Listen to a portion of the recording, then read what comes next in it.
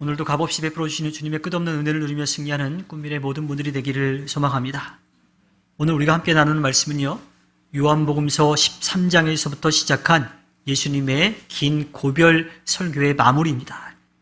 보통 글을 쓸 때 이 결말을 앞에 이야기하느냐 또는 뒤에 이야기하느냐에 따라서 두괄식이냐 미괄식이냐라고 그렇게 구분을 하지요. 그런데 예수님의 오늘 말씀은 그 시작부터 끝까지 하나의 말씀이에요. 요한복음 13장 1절의 말씀을 보면요, 유월절 전에 예수께서는 자기가 이 세상을 떠나서 아버지께로 가야 할 때가 된 것을 아시고 세상에 있는 자기의 사람들을 사랑하시되 끝까지 사랑하셨다라고 그렇게 시작하셨어요. 그리고 오늘 우리가 함께 나누는 말씀 가운데 16장 27절에 보면요, 아버지께서는 친히 너희를 사랑하신다. 그것은 너희가 나를 사랑하였고 또 내가 하나님께로부터 온 것을 믿었기 때문이다. 그러니까 예수님의 말씀의 시작과 끝에 다 사랑이라고 하는 말이 담겨져 있어요. 우리가 지금 살아 숨쉬는 이 자체는요, 하나님의 사랑이 아니면 우리가 이렇게 살아갈 수가 없는 거예요. 그러니까 우리가 숨쉬며 살아가고 있는 자체가 하나님의 사랑이라고 하는 겁니다. 요한복음 16장 25절에 보면요, 지금까지는 이런 것들을 내가 너희에게 비유로 말하였으나 다시는 내가 비유로 말하지 아니하고 아버지에 대하여 분명히 말해줄 때가 올 것이다 라고 말씀하십니다. 이 비유라고 하는 말은 수수께끼라고 하는 뜻이 담겨져 있어요. 수수께끼. 수수께끼를 내면 그 수수께끼를 낸 그 수수께끼에 담긴 그 의도를 알면 쉽게 풀 수가 있는데 그 의도를 모르면 알쏭달쏭한 거예요. 요즘 학생들이 공부하는 것을 보면요, 사실 뭐가 뭔지 잘 모르겠어요. 저도 이 주입식 교육을 받은 터라서 그냥 외우면 되는 거였어요. 특별하게 뭐 생각하고 따지고 할 필요가 없는 거죠. 근데 요즘은 그렇게 하지 않죠. 여러 가지로 생각해서 다양한 방법으로 문제를 풀어가도록 그렇게 교육하고 있습니다. 아마 그래서 더 어렵지 않나 그렇게 생각이 됩니다. 그렇다고요, 아예 배울 수 없는 건 아니에요. 제가 고등학교에 다닐 때, 그러니까 고등학교에 입학할 때는 대학 입시가 수학능력평가였어요. 그런데 갑자기 본고사가 부활할지도 모른다라고 하는 이야기가 나왔습니다.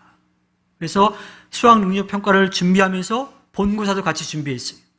또 그런 과정 가운데 내신도 중요하다고 그랬고 거기에 또 논술도 들어가 있었습니다. 그러니까 여러 가지를 같이 다 준비할 수밖에 없었던 그러한 상황이었죠. 그때 제가 기억하고 있는 게 있는데요, 이 본고사 준비를 같이 하면서 이 모의고사 시험을 보는데 이 수학 문제에 근해 공식을 유추하라라고 하는 문제가 나왔어요.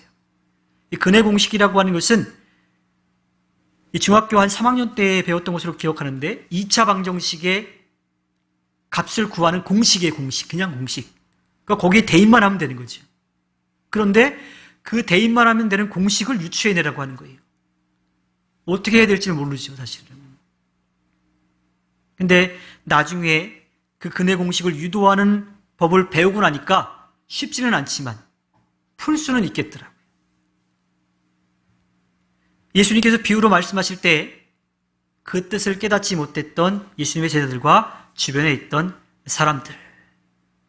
그런데 예수님이 이 땅에서 해야 될 일을 다 마치고 나서 하늘로 올라가시고 나면 보혜사 성령을 보내주셔서 예수님이 말씀해 주셨던 것을 다 깨닫게 해준다고 그랬어요. 언제나 어디서나 함께 하시며 곁에서 도우시는 성령이 하나님에 대해서 분명하게 말씀해 줄 때가 올 것이라고 말씀하십니다.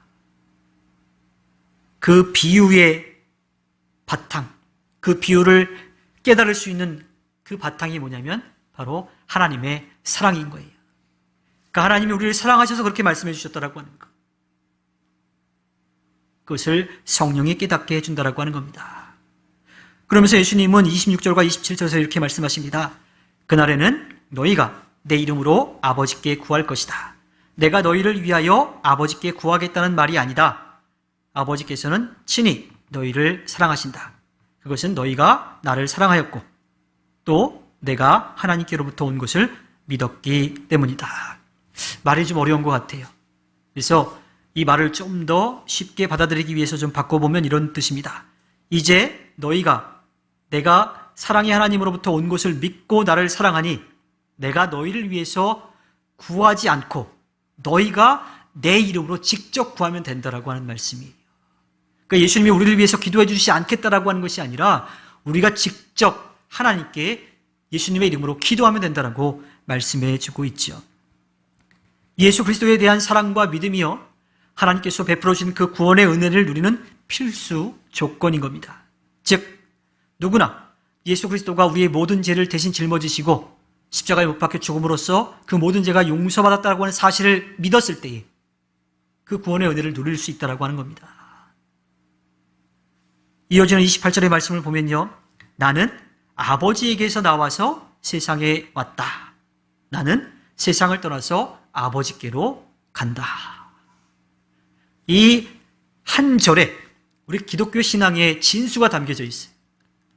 요한복음 3장 16절을 보면요, 하나님께서 세상을 이처럼 사랑하셔서 외아들을 주셨으니 이는 그를 믿는 사람마다 멸망하지 않고 영생을 얻게 하려는 것이다. 하나님의 아들이라고 말씀하시죠. 요한복음 10장 30절에 나와 아버지는 하나이다. 요한복음 14장 9절에 예수께서 대답하셨다. 빌립아, 내가 이렇게 오랫동안 너희와 함께 지냈는데도 너는 나를 알지 못하느냐? 나를 본 사람은 아버지를 보았다. 그런데 네가 어찌하여 우리에게 아버지를 보여주십시오 하고 말하느냐? 빌립보서 2장 6절에 그는 하나님의 모습을 지니셨으나 하나님과 동등함을 당연하게 여기지 생각하지 않으시고, 모두가 다 예수님이 하늘은 하나님으로부터 왔다라고 하는 것, 또 나를 본 사람이 하나님을 보았다라고 하는 것 가운데 동일한 존재라고 하는 것을 이야기하죠. 동일한 존재였는데 그것을 내려놓고 이 땅에 오셨다라고 말씀하고 있습니다. 즉 우리를 위해서 모든 것을 다 내려놓고 이 땅에 내려오신 하나님에 대한 이야기입니다. 요한복음 16장 28절을 다시 한번 볼까요? 나는 아버지에게서 나와서 세상에 왔다. 나는 세상을 떠나서 아버지께로 간다. 4개의 동사가 있어요. 나왔다라고 하는 것, 왔다라고 하는 것, 떠나간다라고 하는 것과 간다라고 하는 것. 이것이 기독교 신앙의 진수라고 하는 거예요. 우리를 사랑하셔서 이 땅에 내 사람이 되신 하나님, 우리의 모든 죄를 대신 짊어지시고 죽음을 당하시지만 우리에게 부활의 소망을 주시기 위해서 죽음을 이기시고 살아나셨어요. 그리고 다시 이 땅에서의 삶을 마치고 하늘로 올라가셨습니다. 즉 예수님께서 자신의 기원과 본질, 또 이 땅에 오신 목적과 그 죽음이 의미하는 것이 무엇인지를 말씀해 주시죠. 죽음으로 끝이 아니라 다시 살아나셔서 하늘로 올라가시는 것에 대한 일들을 알려주십니다. 자, 예수님이 이렇게 이제 비유로 더 이상 비유로 말하지 않을 때가 올 거라고 하는 것과 또 하나님께로부터 왔다가 다시 하나님께로 돌아간다라고 하는 말씀을 하시자 제자들은 이제 깨달았다고 생각했어요. 그래서 이어지는 29절 30절을 보면요, 보십시오, 이제 밝히어 말씀하여 주시고 비유로 말씀하지 않으시니 이제야 우리는 선생님께서 모든 것을 알고 계시다는 것과 누가 선생님께 물어볼 필요가 없을 정도로 환히 알려주신다는 것을 알았습니다. 이것으로 우리는 선생님이 하나님께로부터 오신 것을 믿습니다. 제자들이 이제 알았대요. 근데요, 그들은 여전히 깨닫지 못했습니다. 그렇다면 제자들이 거짓말을 하고 있는 걸까요? 저는 그렇게 생각하지 않아요. 제자들의 고백 가운데 또 오늘 그것을 믿는다라고 하는 이 고백은요, 그들에게 진심이었을 거예요. 그런데 문제는 예수님이 비유로 말씀하지 않고 그들이 알아들을 수 있도록 말씀해 주셨을 때, 또 비유로 말씀하시고 그것을 풀어주셨을 때 그들은 알아들었어요. 근데 문제는 우리는 연약하고 부족한 존재라고 하는 거예요. 그 순간에는 알았는데 그 믿음을 계속 유지하지 못한다라고 하는 겁니다. 우리가 믿어야 하지만 그 믿음을 주시는 분이 주님이시라고 하는 사실을 우리가 또 믿어야 돼요. 이 무엇을 뜻하냐면 내가 믿어서 구원을 받았다라고 하는 개념이 아니라 나에게 이 믿음을 주신 분이 주님이시라고 하는 것을 깨달아야 된다고 하는 거예요. 그게 온전한 믿음이라고 하는 겁니다. 우리가 믿어서 구원의 은혜를 누리는 것이 아니라, 즉 우리의 공로로 구원의 은혜를 누리는 것이 아니라 우리를 사랑하시는 하나님을 믿고 의지할 때, 그분에게 맡길 때에 비로소 구원의 은혜를 누릴 수 있다라고 하는 겁니다. 우리 힘으로 할 수 없으니까 성령이 그 일을 할 수 있도록, 그렇게 해주도록 오셔서 언제나 어디서나 함께 하시며 곁에서 도와주신다는 거예요. 바로 이어지는 말씀에서 우리가 그것을 알 수가 있죠. 31절과 32절에 예수께서 대답하셨다. 이제는 너희가 믿느냐? 보아라, 너희가 나를 혼자 버려두고 제각기 자기 집으로 흩어져 갈 때가 올 것이다. 그때가 벌써 왔다. 그런데 아버지께서 나와 함께 계시니 나는 혼자 있는 것이 아니다. 자, 3년이 넘는 시간 동안 제자들은 주님을 따라다녔어요. 예수님을 따라다녔습니다. 예수님의 가르침을 들었어요. 그분이 행하신 능력을 보았습니다. 자기들도 그 능력을 받아가지고 행하기도 했어요. 하지만 그들의 믿음이 온전하지 못했던 거지요. 또 예수님에 대해서 제대로 알지 못했습니다. 물론 지금도 크게 다르지 않습니다. 우리도 믿음을 가지고 살아간다고 하지만 그 믿음이 흔들릴 때가 얼마나 많은지 몰라요. 이만하면 됐다라고 생각하는 그때에 언제 어떻게 넘어질지 몰라요. 때로는 주님의 영광이 나타나야 되는데 우리가 그 영광을 가로채려고 하는 그러한 교만한 마음이 들 때도 있기도 하지요. 그래도 예수님은 제자들의 있는 모습 그대로를 다 인정해 주십니다. 제자들이 예수님이 하나님께로부터 왔다라고 하는 사실을 믿는다라고 했을 때에 그들은 얼마 지나지 않아서 예수님을 등지고 떠날 것을 아셨어요.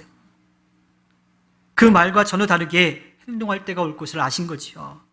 그래서 예수님은 제자들에게 다시 한 번 더 당부하시는 거예요.